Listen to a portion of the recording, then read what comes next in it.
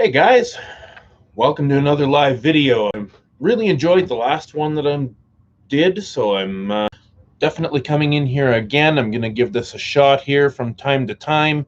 I see a lot of guys doing a lot of streaming these days, and I've actually had a lot of requests from people to do some more streaming because people want to interact with the channel and stuff.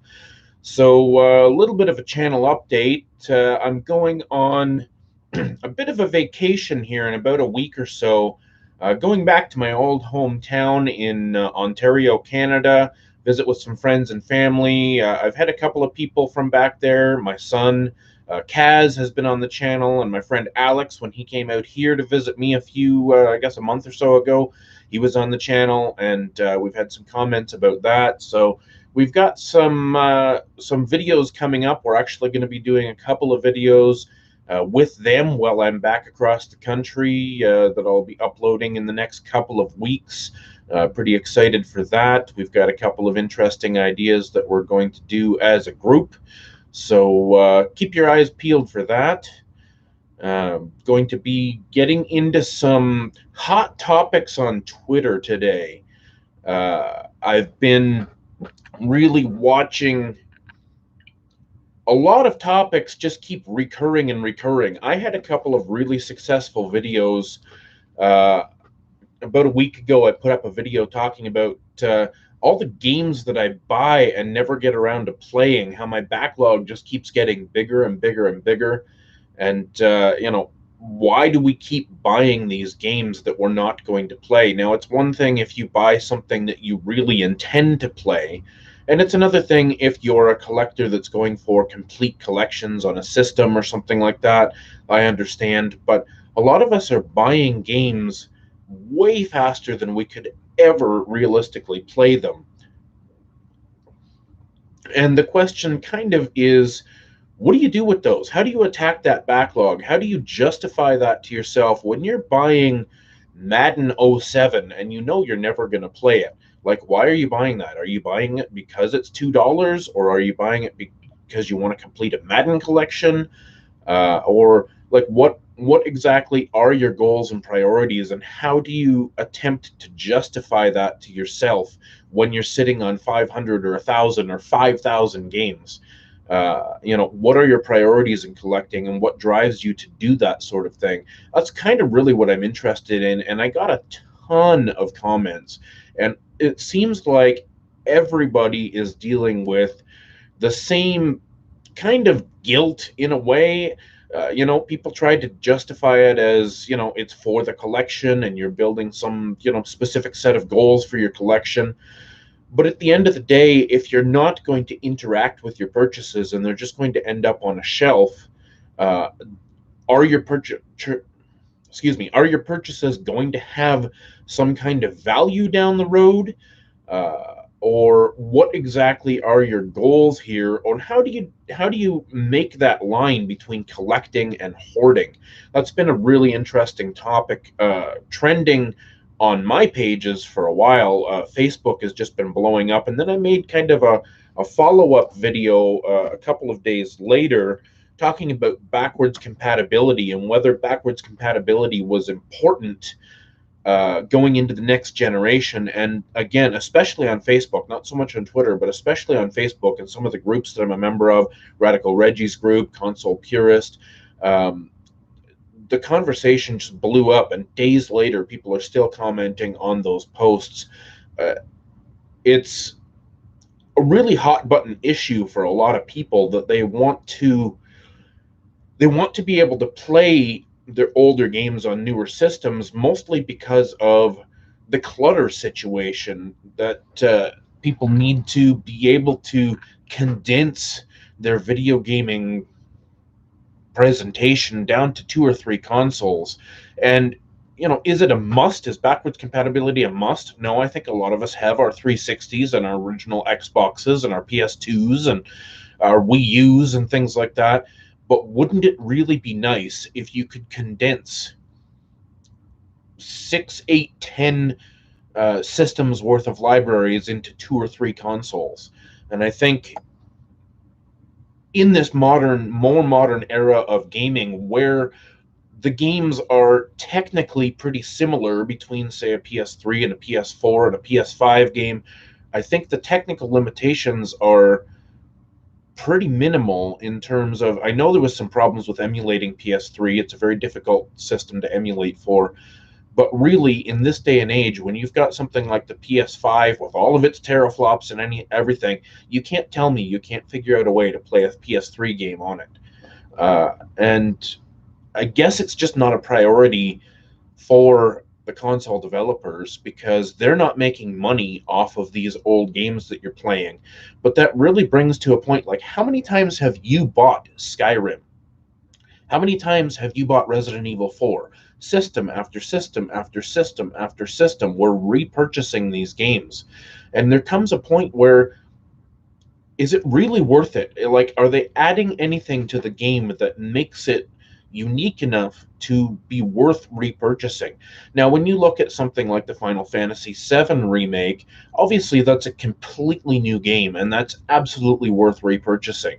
But how many times have they, uh, you know, reprinted Final Fantasy VII on various systems?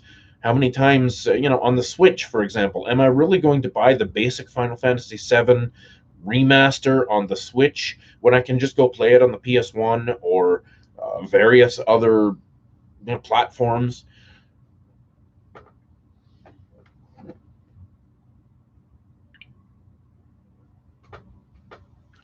So I don't know. I think backwards compatibility going forward is something that means more and more to me as I get a larger and larger collection, and I really need to focus down in my living room. Like, yes, I do have a gaming area. I have my YouTube studio to put up games and things like that.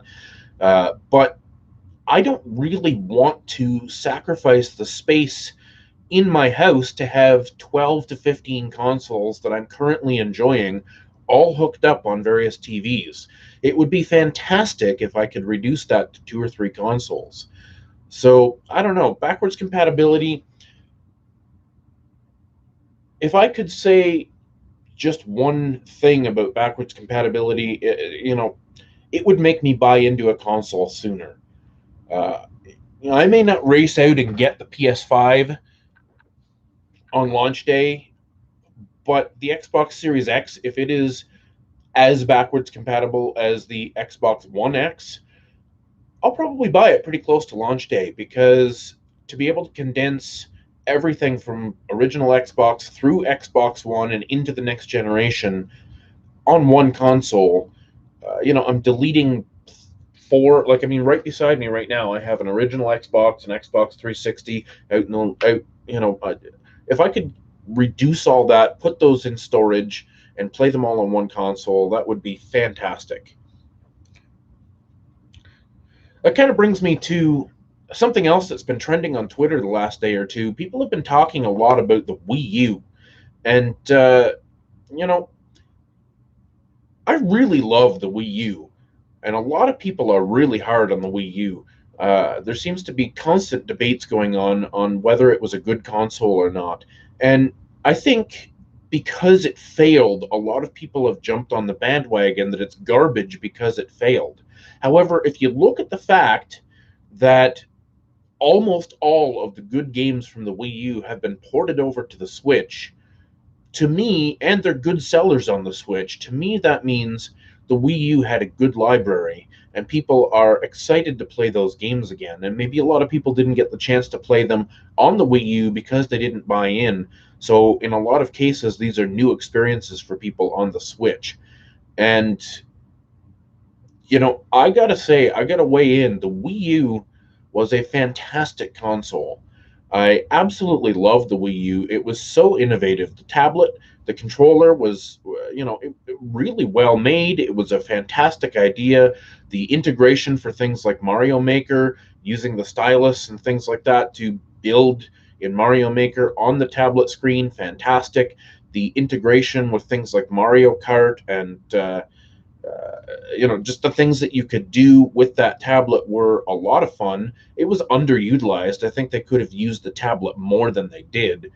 But I really love the Wii U. I think it's a fantastic system. I think it is one of the most innovative and well designed consoles of the last two or three generations. I think it stands out as an absolute gem among video game consoles.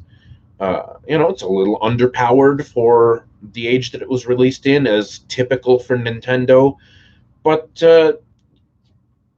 you can't really argue with the library of games that's on it. The first party titles were fantastic, and it has a lot to recommend it. The fact that it's fully backwards compatible with Wii means that I can move my entire Wii library forward and pack up my Wii, which is fantastic. And it has full support for Wii controllers and the sensor bar. It basically has a Wii inside it.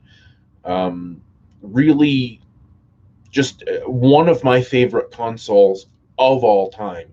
And I really don't understand why it gets so much hate, because it's a little bit irrelevant at this point, because a lot of people prefer to use an actual Wii so that they have GameCube support from the Wii, and then use a Switch where most of the Wii U games are anyway. But for me, I actually like having a GameCube and a Wii U, because then on my GameCube I have my Game Boy adapter, so I can play Game Boy, Game Boy Color, and Game Boy Advance games, as well as my GameCube games. So that gives me access to like four libraries right there, and then the Wii U gives me access to Wii and Wii U libraries. So I've got six libraries and two consoles, and that really makes me happy.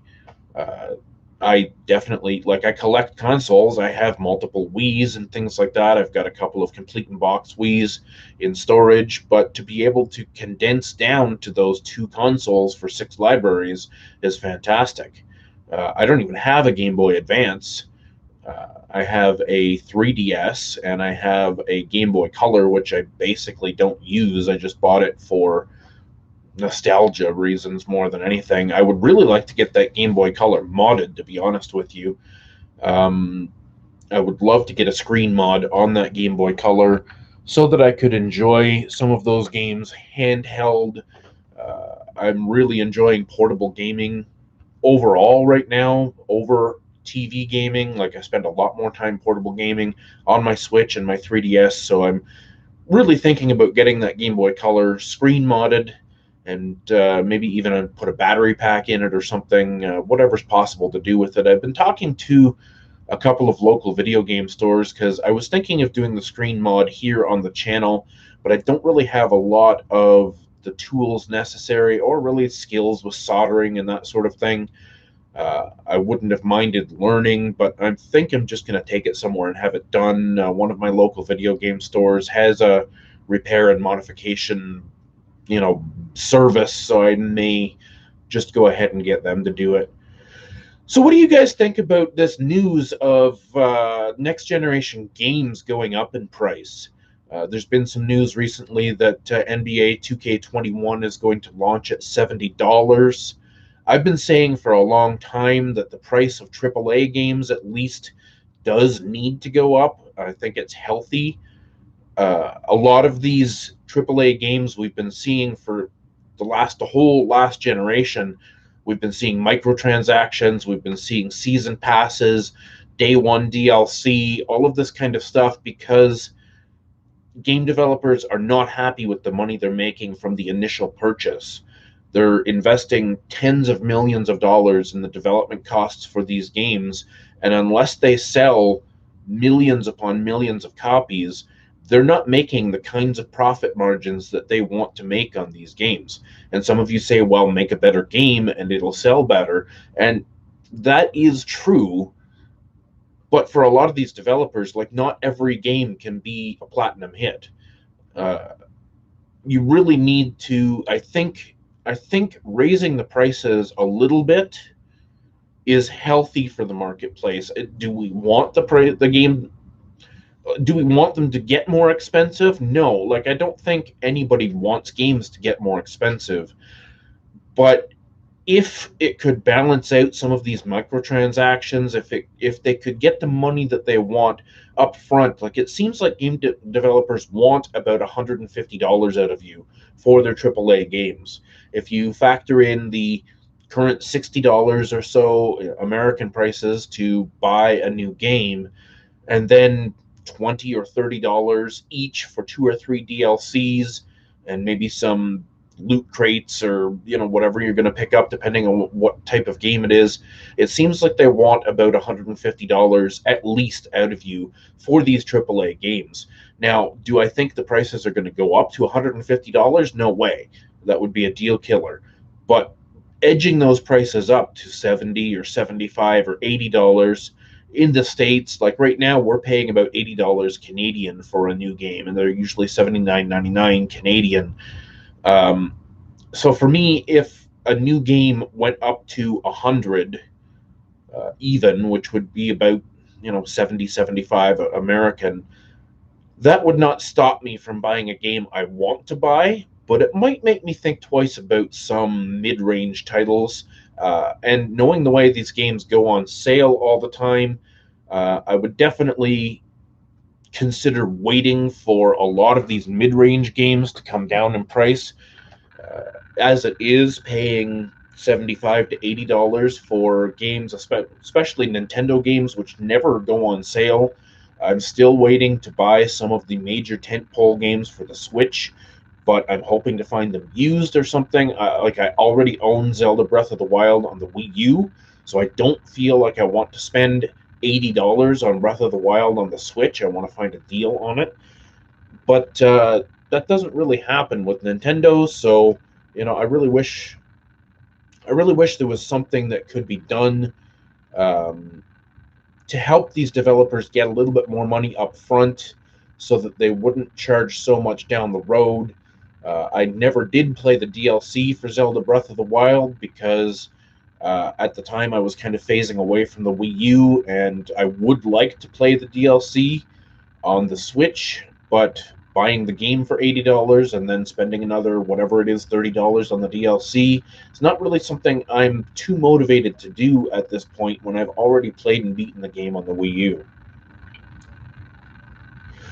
So another thing that's really been going crazy lately, people have really been talking, and I tend to try and stay away from the drama and commenting on other YouTubers' channels and things like that, but sometimes a topic comes up that's really worthy of discussing, and it's worthy of discussing because I'm actually interested in the future of this topic with my channel, and that is PO boxes for YouTubers.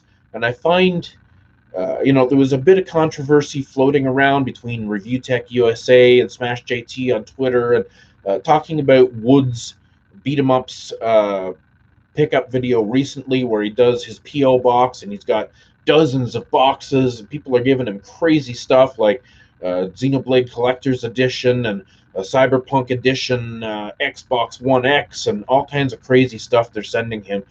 And there's a whole camp out there that feels that even having a PO box it's a manipulation. It's a predatory sort of situation where you're taking advantage of your fans, especially maybe fans who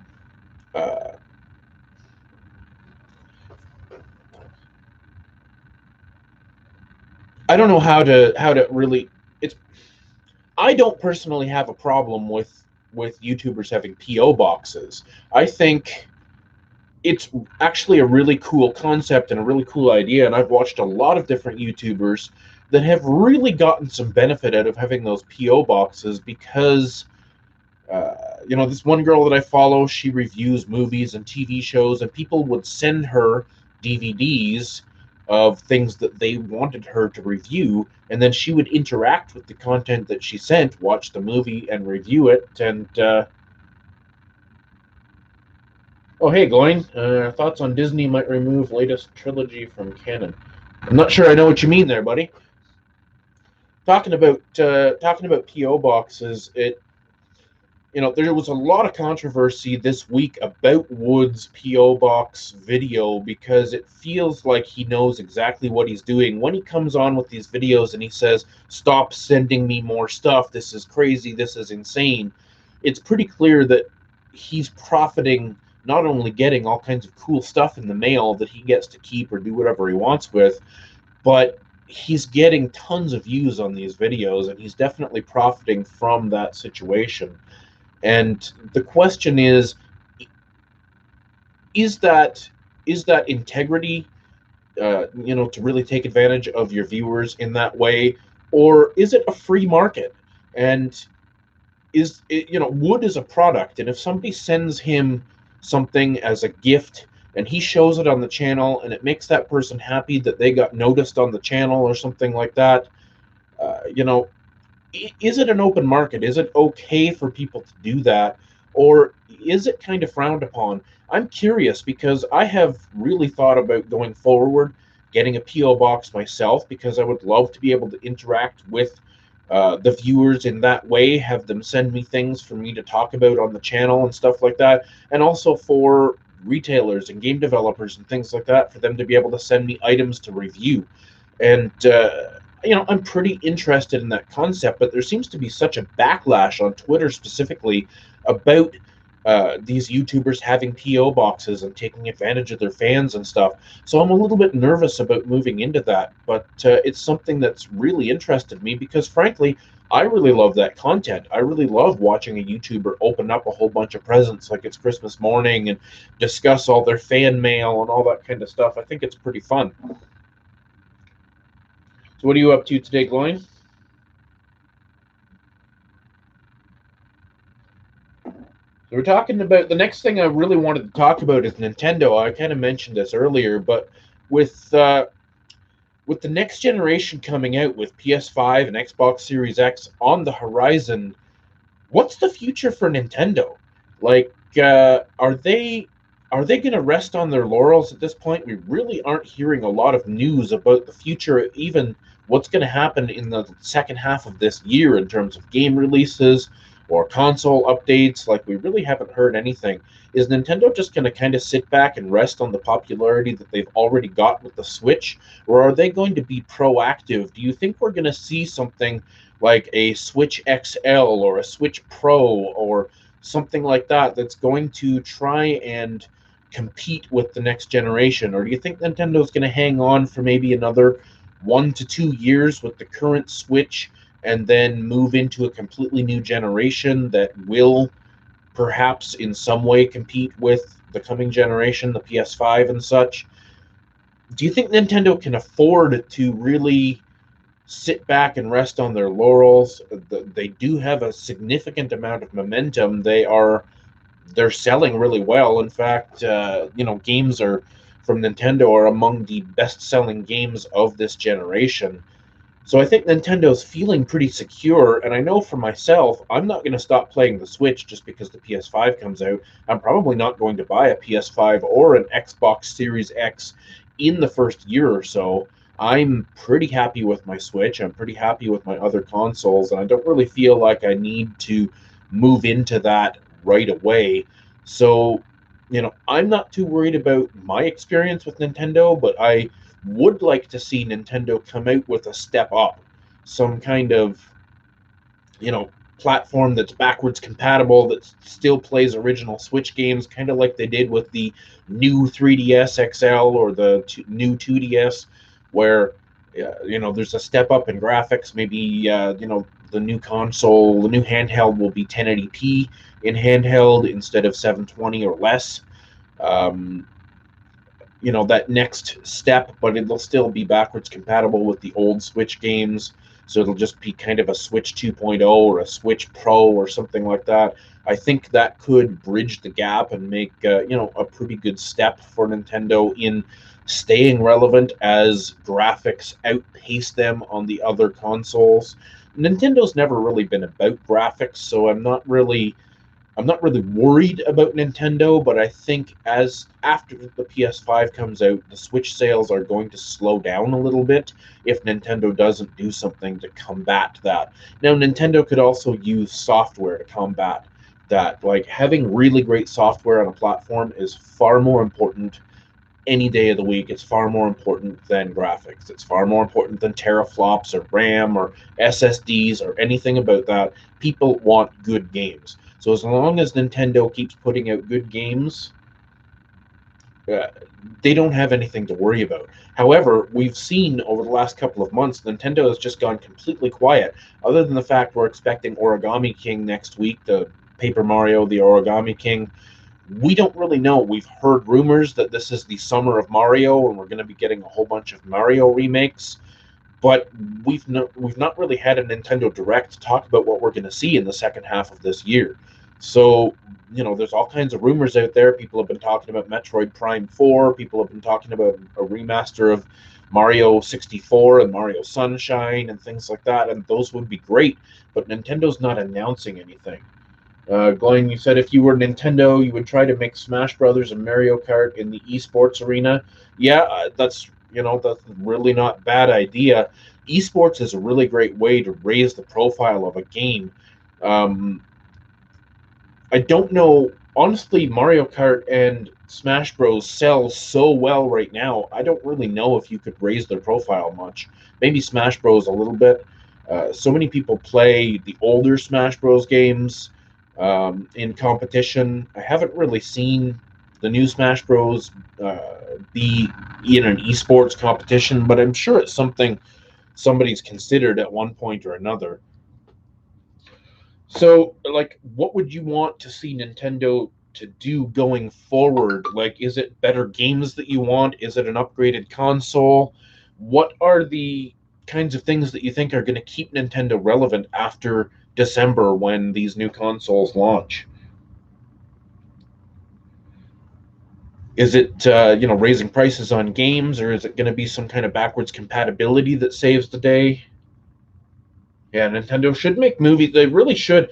Have you seen the pictures of the Nintendo theme park that's in? I guess it's in Japan or whatever. Looks like it's going to be pretty cool. I would love to visit that. But yeah, I would love to see some more Nintendo TV shows. I was actually watching some of the old Legend of Zelda series, and I was watching a review that uh, Angry Video Game Nerd Cinemassacre review there on the Legend of Zelda's TV series, and it's really better than a lot of people give it credit for. Yeah, it's sort of laughable in some ways, but to be able to really step inside those worlds the way we do with things like Lord of the Rings or something, to be able to step inside, to have a mature kind of the Witcher sort of experience with Zelda, to have like a major big budget Zelda TV show on Netflix or something, that would be fantastic. Mario, I think, really lends itself to Saturday morning cartoons. Mario's not really a big serious sort of thing, but it would be great to see a well done Mario cartoon as well.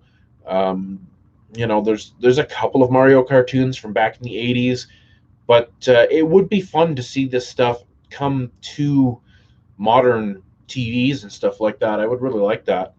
Um, what other video game properties have you really enjoyed on TV? That brings up a pretty good question. TV and movies. Video games have had such a rough history with being ported over to TV and movies. I fairly enjoyed the Warcraft movie from 3 or 4 years ago, but to be fair, I've never really played World of Warcraft, the game. I mean, I've played little bits and pieces of it here and there. I started up an account and played for like 2 hours once. So, I have a rough idea of what the game's about, but I don't really know much of the lore or backstory. So I don't really know how that movie was received. I thought it was pretty cool, but so many movies based on video games are just complete flops. Whether you talk about the old, Street Fighter and Mortal Kombat movies, the Final Fantasy Spirits Within or whatever that came out in the late '90s, early 2000s. There, so many people thought it was terrible. I actually thought it was pretty decent. The at the time the CGI artwork was just fantastic. But yeah, a lot of video games, and I'm not sure why Hollywood can't seem to capture the essence of a video game and make the fans happy. The Witcher, I feel like The Witcher did a pretty good job, but it wasn't really based on the game. I mean, it pulled some cues from the game and it pulled some cues from the books, but it was basically its own thing, starring some familiar faces and some familiar places. but I feel like The Witcher did pretty good overall. Like, I feel like people didn't really hate that as much as they've hated some of the other video game, debacle shows in the past.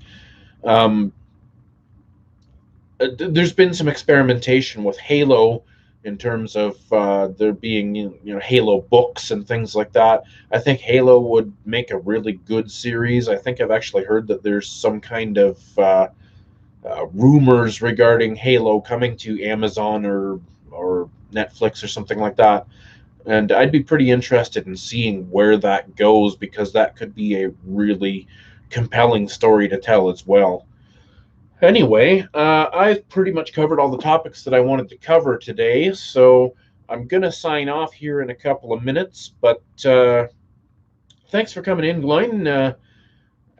Nice seeing you again, and I will see you in the next stream, my friend. I'm going on vacation, as I mentioned at the beginning of the video, in about a week here, so I've got a couple of big videos planned while I'm back on the other side of the country with my friends and family. We're going to do a couple of interesting videos where we taste test some gamer snacks from Japan and stuff like that. So stay tuned to the channel, and we'll see you on the next stream. Thanks a lot. Bye-bye.